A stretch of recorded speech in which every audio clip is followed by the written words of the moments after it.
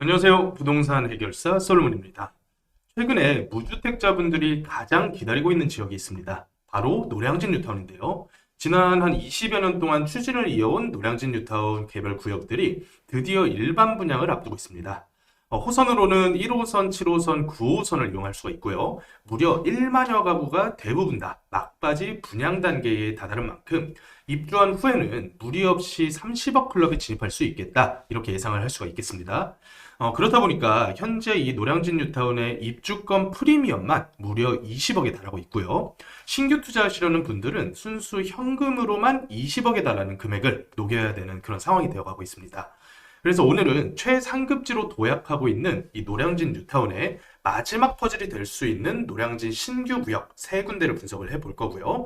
3억대 투자로 프리미엄만 20억을 기대할 수 있는 투자처에 대해서 소개를 해드리겠습니다.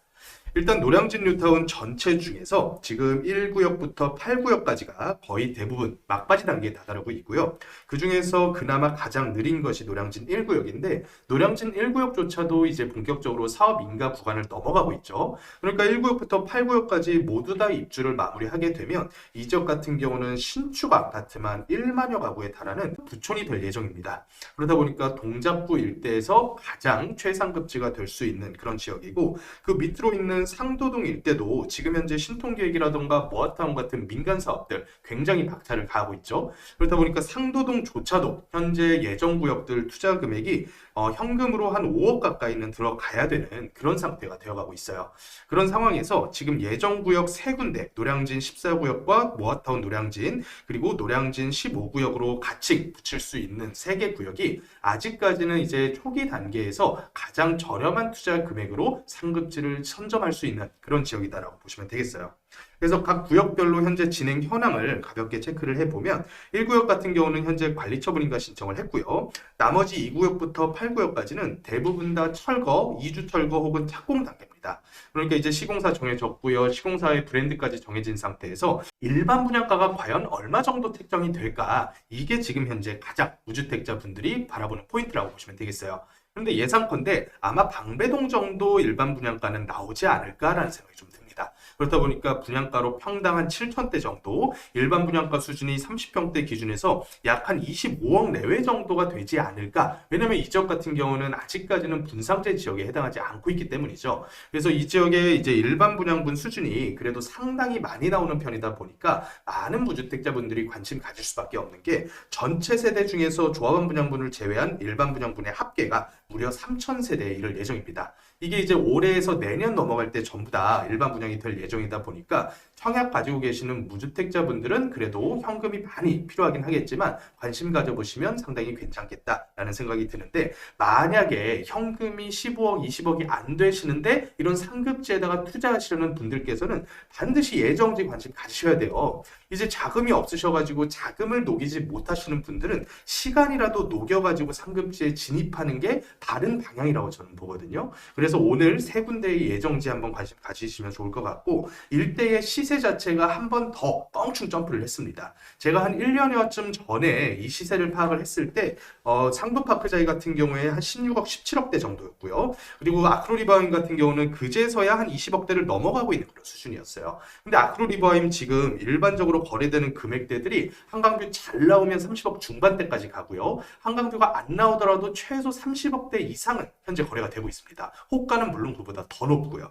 그렇다 보니까 시세가 한번 더 껑충 뛰다 보니까 각 재개발 구역들의 사업성 비례율도 당연히 높아졌겠고 조합원들이 입주권들 추가 분담금 예상치도 보다 더 줄어드는 긍정적인 효과를 낳았겠죠. 그러니까 이제 무턱대고 기다리기만 했다가는 절대로 상급지에 진입을 할 수가 없다. 이 시세가 움직일 때마다 같이 움직이는 게 재개발의 사업성이고 또 최근에는 이 재개발들의 임대주택 비율을 줄여주고 인센티브를 높여주는 전략을 서울시에서 계속 쓰고 있다 보니까 빠르게 상급지에다가 이런 깃발을 꼽는 투자를 반드시 해야 되겠다라고 인지를 먼저 하셔야 될 것 같아요. 그래서 84 기준에서 인근 시세를 대략 25억에서 30억 정도로 잡았을 때 일반 분양가는 30평대 기준에서 한 25억 내외가 되지 않을까라고 조심스럽게 예상해 볼 수가 있을 것 같고요.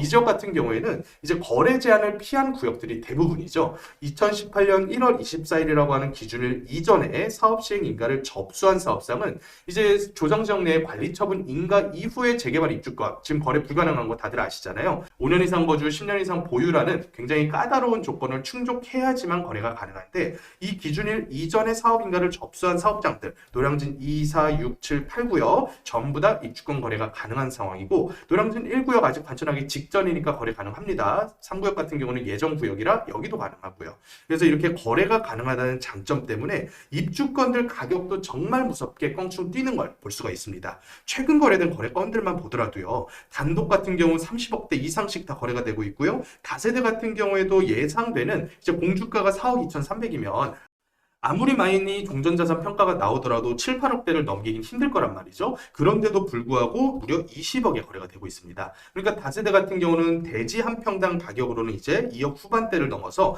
거의 3억에 근접을 해가고 있고요. 단독 같은 경우에도 평당 1억씩 거래되는 걸 볼 수가 있어요. 그러니까 프리미엄 개념으로 이제는 더블을 넘어서 한 2.5배 정도 수준에서 거래가 되는 걸 볼 수가 있습니다. 거래가 가능한 상급지 중에서 가장 분양에 가까운, 그러니까 입주까지 가장 얼마 안 남은 상급지이기 때문이겠죠. 그래서 이런 점들로 우리가 정의를 해봤을 때 뉴타운 구역들은 투자 금액대만 20억대가 넘어가고 그 종전자산에 붙은 권리가 이상의 프리미엄만 20억이 넘겨서 현재 거래가 되고 있는 게 현실이다. 그리고 분상제 적용받지 않는 사업장들이기 때문에 일반 분양가는 평당 7천대 이상까지도 우리가 예상을 해볼 수가 있을 것 같아요. 그러면 지금 25억대 이상 분양가가 나온다는 얘기인데 그러면 대출 얼마 나오겠냐고요. 대출 많이 나와야 4억에서 정말로 작은 평수 가져가도 6억 넘기기 힘들 거란 말이죠. 자, 그러면 4억 정도 대출 받는다라고 감안했을 때 분양받으시는 수분양자들도 현금 20억 이상 있어야 된다는 얘기예요. 자, 그런데도 불구하고 거래가 활발하고 계속해서 프리미엄이 붙어가는 그 이유가 이 모든 것이 용납되는 입지를 가지고 있기 때문이다.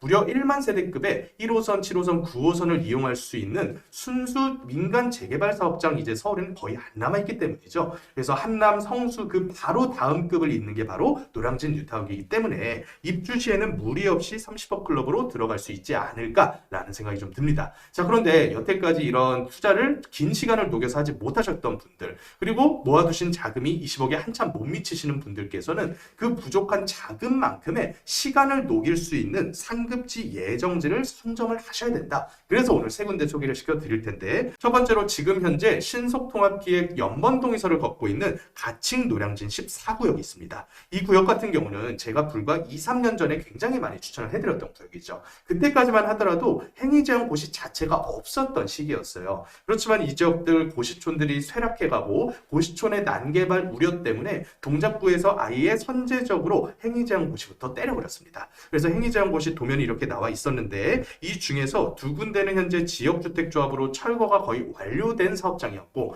그리고 제가 추천해드렸던 게 바로 여기 14구역 예정지였습니다. 자, 여기 14구역 예정지 같은 경우에도 한강뷰까지 나올 수 있는 굉장히 좋은 입지고요. 개발구역 면적 자체가 10,000평대를 넘어가기 때문에 대단지로 또 구성을 할 수가 있고 그런 장점이 있는 구역이에요. 그렇다 보니까 정말 빠르게 동의서가 거치고 있죠. 제가 확인한 바에 따르면 이 동의서 걷기 시작한 지 불과 3주밖에 안 됐어요. 근데 얼마나 거쳤냐? 40%대가 넘겼다는 소식을 제가 들었습니다.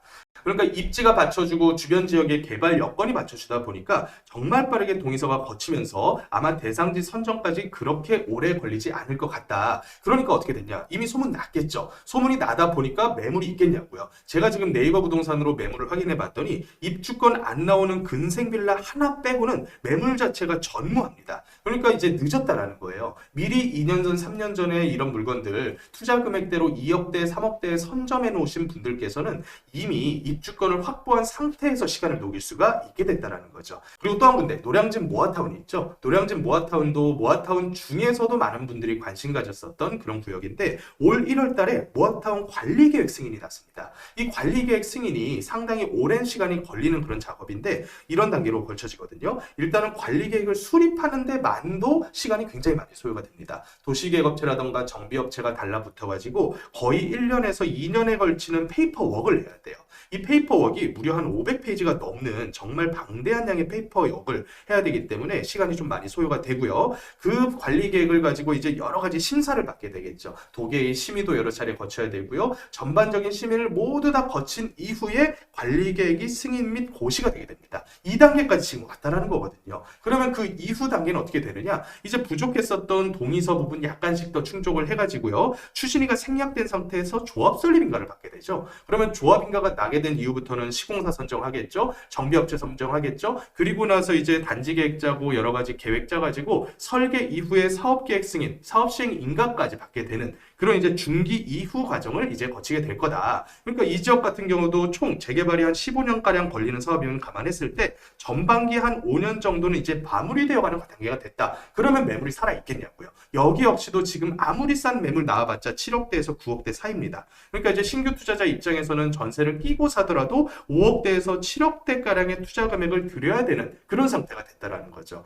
그래서 상급지 같은 경우는 늦으면 절대로 매물을 잡을 수가 없다. 내가 가진 자금이 지금 현재 2억대, 3억대가 있다면 이 금액 가지고 잡을 수 있는 지역 중에서 가장 상급지 예정지를 투자해 놓는 것만이 상책이다. 이걸 다시 한번 제가 말씀을 좀 드리겠습니다. 자, 그러면 마지막 남은 구역이 하나가 있습니다. 마지막 남은 구역은 이 노량진 모아타운과 가칭 14구역 사이에 껴있는 구역이에요.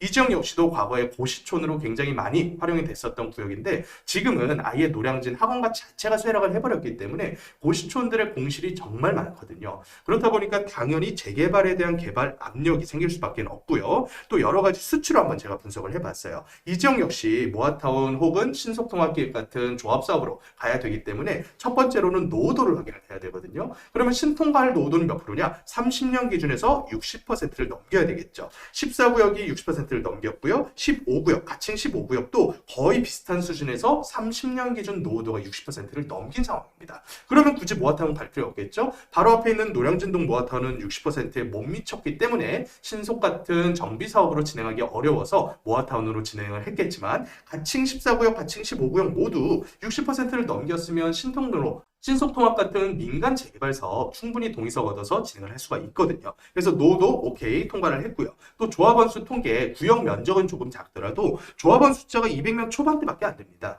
그렇다는 얘기는 아무리 조합원들이 1+1으로 가져가시더라도 일반 분양분을 충분히 뽑아낼 수 있는 그런 지역이고 주변 지역들의 분양이 정말 많이 예정이 돼 있기 때문에 이게 하나하나 분양이 되면서 인근 지역 시세의 110%씩 계속 분양가가 높아진단 말이죠. 그러면 사업성을 충분히 끌어올릴 수 있는 그런 지역이다라고 보시면 될 것 같아요. 그래서 조합원 수 비중이라던가 현재의 용도 지역별 토지 면적 이런 부분들을 보더라도 충분히 3종으로 종상향을 하면서 기부 체납 약 10%를 통해서 용적률 300%까지는 무난하게 찾아 먹을 수 있는 그런 지역이다. 그래서 제가 대략적인 샘플링 사업 소지 분석을 해보면 조합원들께서 전부 다 59 아닌 84 혹은 그 이상의 사이즈로 조합원 분양을 1+1까지 포함해서 가지고 가시더라도 일반 분양분이 조합원 분양 수준과 크게 차이 안 날 정도로 꽤나 많이 뽑히는 걸 볼 수가 있겠다. 그리고 임대주택을 뽑더라도 일반 분양분이 59 사이즈 위주로 거의 200세대 이상 나온다는 얘기는 조합원들의 분양가를 더 싸게 잡아도 충분히 사업성이 나온다는 얘기겠죠. 즉 분담금을 최대한 줄일 수 있는 그런 사업성이 나오더라. 그래서 구역이 작아가지고 문제가 되는 거는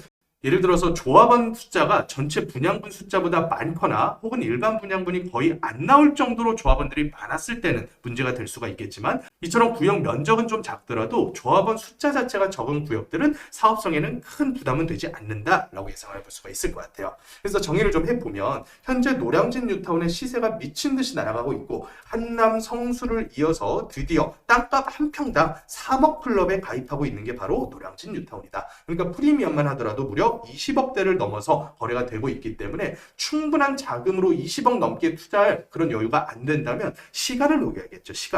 그 시간을 녹이는 걸 너무 부담스럽게 생각할 필요는 없어요. 어차피 시간을 녹이는 게 내 투입 금액 그대로 녹이는 게 아니라 계속해서 건너뛰는 그 단계마다 프리미엄이 붙어가면서 시간을 녹이는 거기 때문에 이 심리적인 부담이 굉장히 덜할 수밖에 없거든요. 그러니까 현금으로 계속 1년 1년마다 모아가는 것보다 2억대 3억대 투자를 해놓은 상태에서 시간을 녹이는 게 아무리 무주택자라고 하더라도 여태까지 역사상 무조건 이익이었다라고 보시면 되겠고 제가 오늘 말씀드렸었던 예정구역, 이 예정구역 중에서 가칭 15구역 같은 구역들이 유일하게 한강벨트에서 3억대 투자로 할 수 있는 가장 최상급지다. 그래서 지금 14구역에 매물 전무하고 모아타운 내에도 7억대에서 9억대 매물 빼고는 전무해진 것처럼 이런 최상급지의 3억대 투자도 금방 소진됩니다. 그래서 투자 금액이 확보만 돼 있다면 절대 주저하실 필요가 없어요. 주저하시면 안 되고요. 물건 없어지기 전에 빠르게 연락 주셔서 가장 상급지의 매물을 선점하시기를 바라겠습니다. 자, 지금까지 부동산 해결사 솔로몬이었습니다.